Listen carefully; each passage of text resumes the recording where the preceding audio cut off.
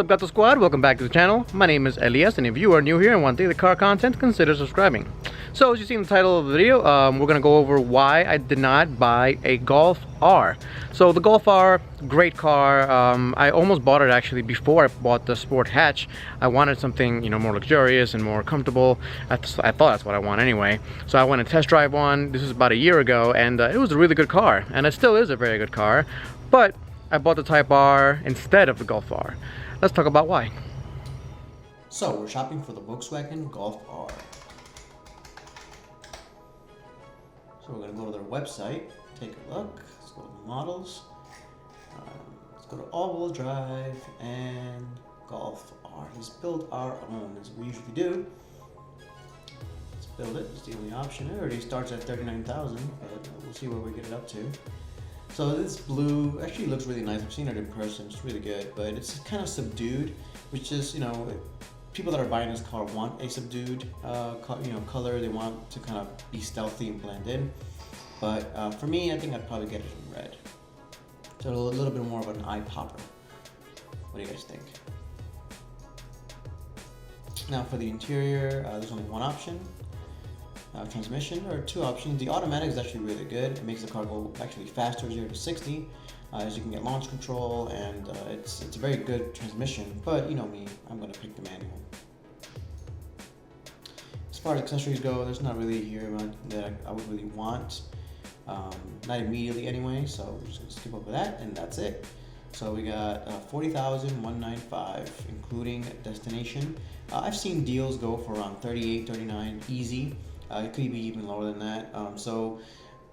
This is just the MSRP, but you can definitely get it lower than that right now. I'm just taking a quick look here at the pictures they have and things like that. So this is the interior. Of course, the first picture you see is the interior. I mean, it's a really nice interior. It's probably the best part of the Golf R.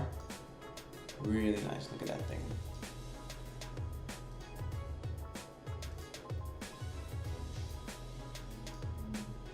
Really cool. This is the engine configuration, so it has 292 horsepower.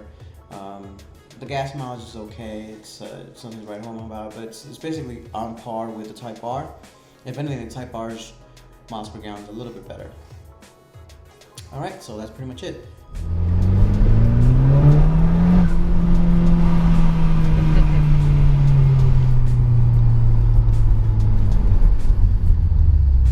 So, the Golf R. Why didn't I get the Golf R and instead I get a Type R? Well, let's go over it. So, let's start with the positives that the Golf R has against the Type R.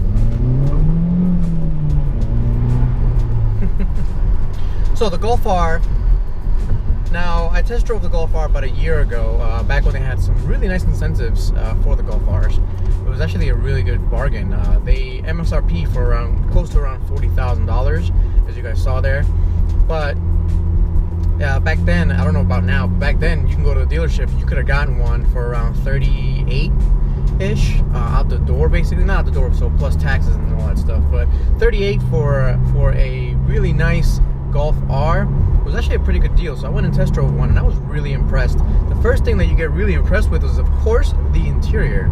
So you step into it, and you're basically stepping into a very luxurious interior. I wasn't expecting that, really. I never really test drove one for sure, but when I did step into it, I was actually really impressed by all the materials, the leather. The seats are really, really comfortable. They're so good. I can imagine driving 15 hours straight in those seats, and they would be just fine. I would be in heaven, basically, with those seats. Really impressed with the seats. Really impressed with everything you touch was really premium. And the feature that it had, it had an all LCD screen for the dash, and I didn't know if I would like that, but I actually liked that a lot. Very customizable, and it just looked really good. You sit in it, you close the door, really nice thunk to it. You felt like you were in a very premium car. So that's the first impression you get from the Golf R. That's basically what it is. You feel like you're in a very luxurious car, and that's pretty good for what you're getting. I mean, I was shopping for a sporty kind of good fun car to drive around the back roads and take it to the track. And I stepped into the Golf R, and I'm like, wow, this thing is really luxurious. I was very impressed. And then you just start taking it out for a drive, and it drives like a normal GTI, like a normal Golf GTI, and that's actually really good. So it's really fast when you want it to be, and when you're just, let's say you're commuting in it and you're driving it like a normal person, it's quiet, it's refined, you're very comfortable, like I keep saying, and it's just a very refined vehicle to be in. Now, it does have four-wheel drive. It has an all-wheel drive system, and that would be great for the snow and things like that. But let's start with some negatives of the Golf R, and it's the fact that it's a Haldex four-wheel drive system. Now, if you don't know what a Haldex four-wheel drive system is, it basically takes power from the front transmission and sends it to the back. That means it's a very front-wheel drive biased system. So it's mostly a front-wheel drive car. When push comes to shove, it acts like a front-wheel drive car, but it does have those rear wheels to kind of help you out, especially during the hard cornering. It's the same kind of problem that I think you would get with the Focus RS, although I think the Focus RS's all-wheel drive system is a little bit better than the Haldex one. But eventually I think the power takeoff unit from the transmission back would need more servicing, and or it'll just break down if you use it a lot at the track, which I plan to use the Type R in.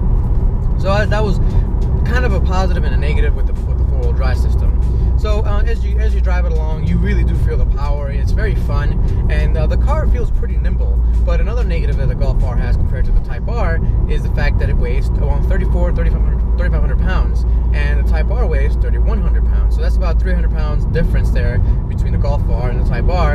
And it shouldn't be a big deal, but weight is everything for me, especially when it comes to cars.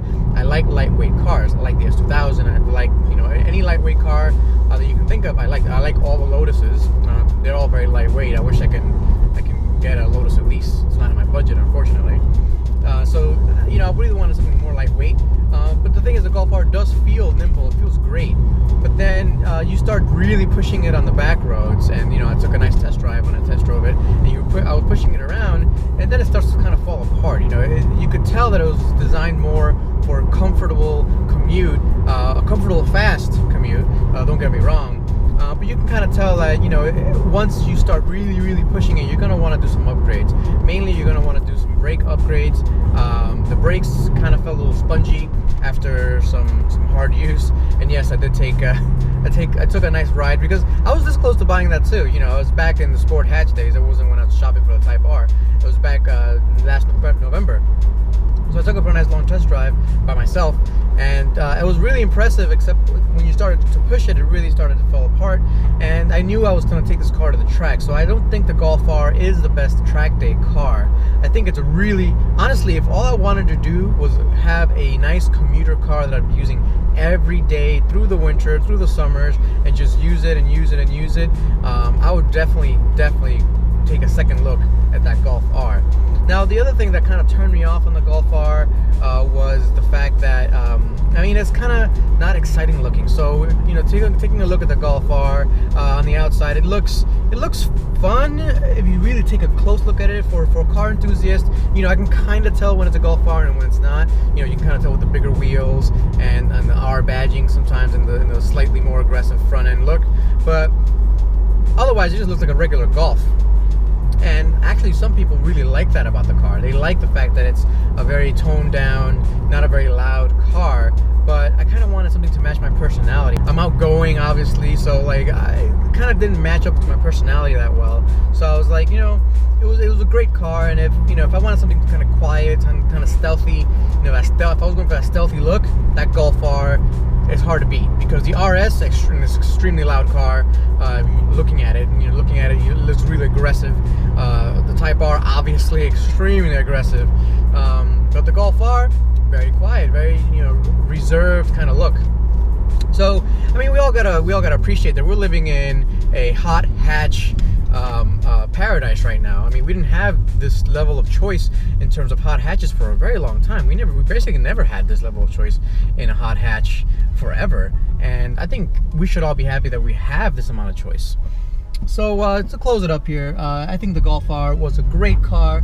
It is a great car for anybody that really wants to get into a hot hatch, but wants something that's kind of quiet and wants something that's going to be more refined and it's a better level. But ultimately, I chose up the Type R because I knew the Type R was going to be a lot more aggressive.